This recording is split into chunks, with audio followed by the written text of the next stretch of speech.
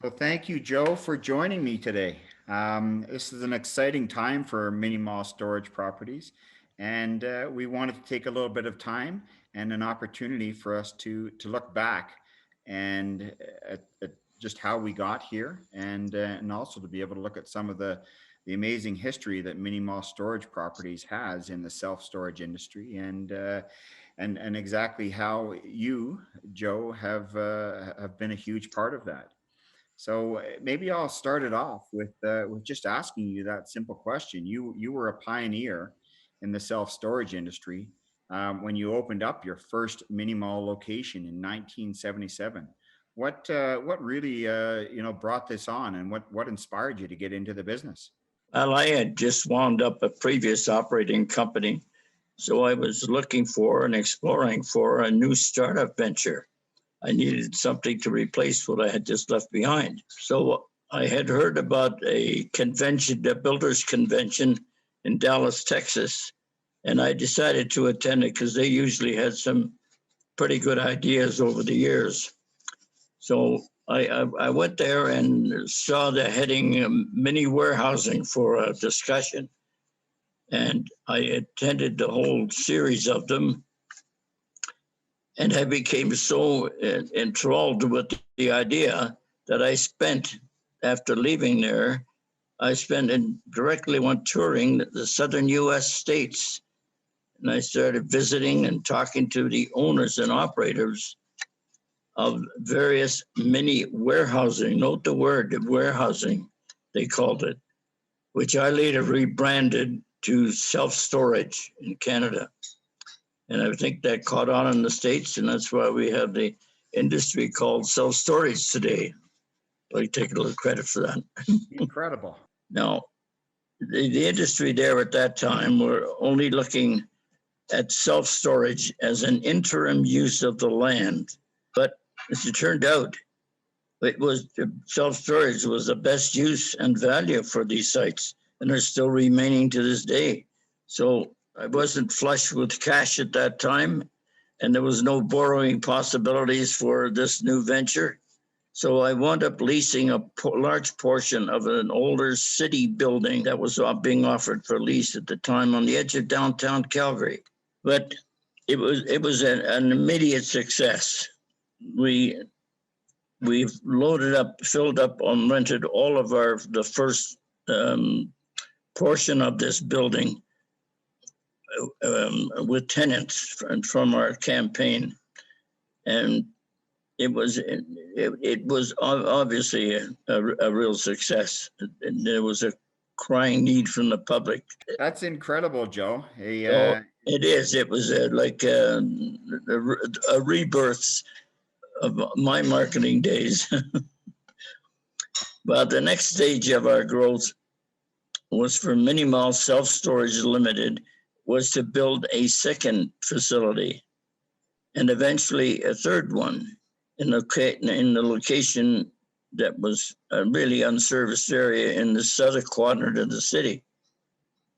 But this proved to be difficult because there were no land use regulations for self-storage.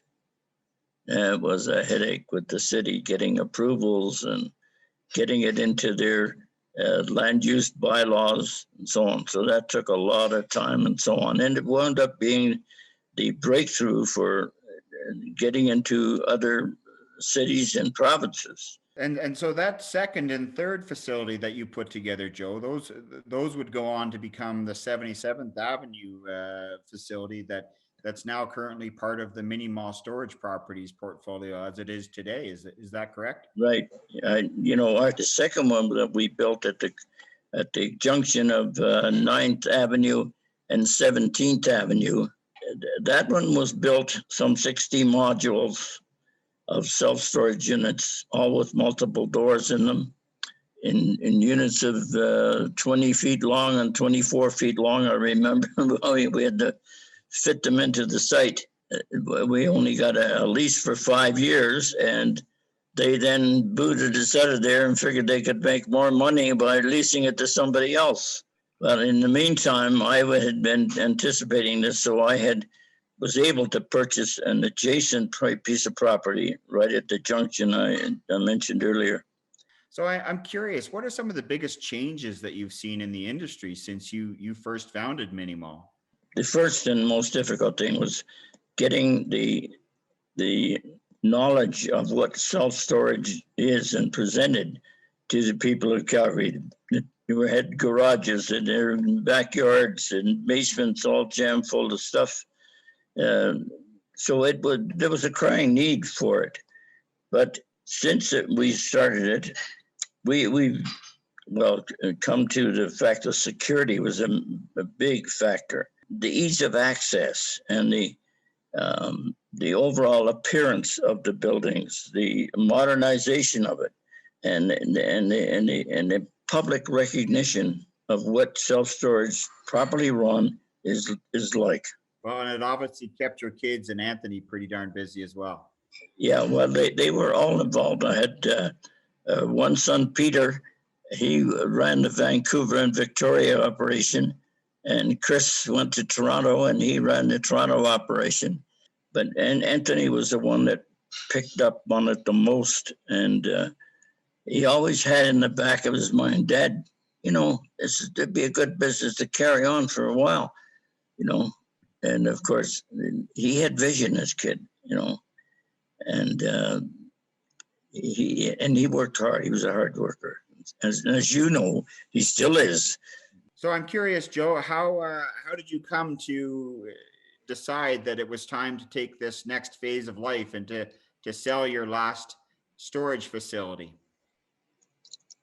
Well, a couple of things occurred. Of course, is that my teeth keep getting longer, and Anthony had always expressed an interest in getting into the storage business, and he said, Dad, someday I'll take over this business for you.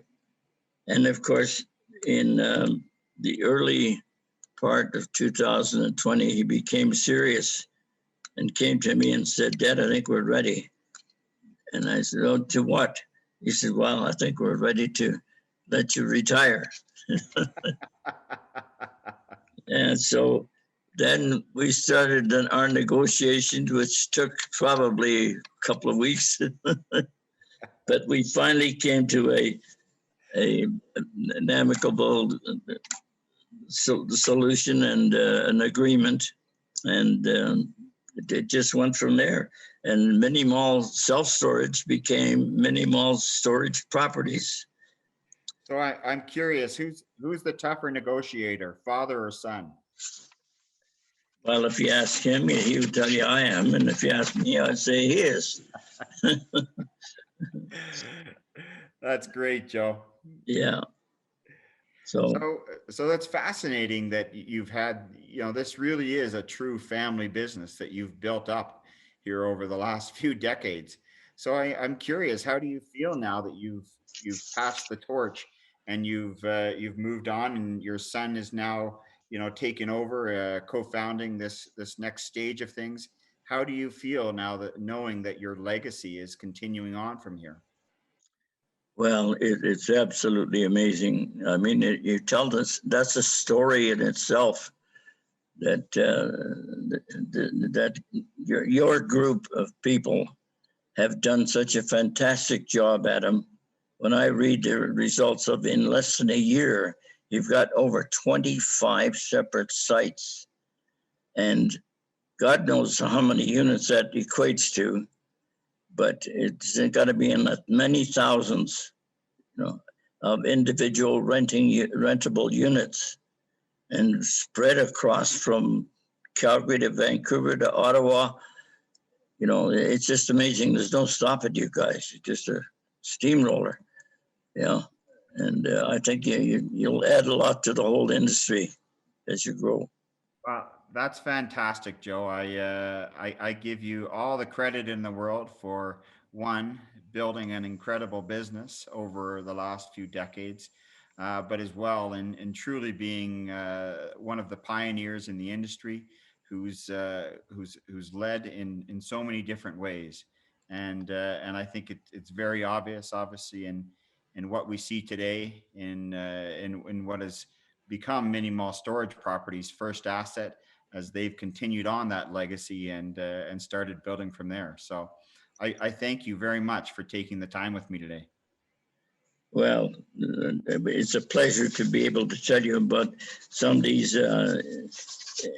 little situations that happened, and the fact that these boys all developed a mind. They developed along with and helped the storage industry. Although they did know it at the time what they were doing, they were working for Dad, helping about, you know. Yeah. That's great, Joe. Well, thank you very much for taking the time today, and we appreciate it. And have a great day. Yeah. Thank you very much, Adam. Okay. Pleasure working with you. Bye. Thank you.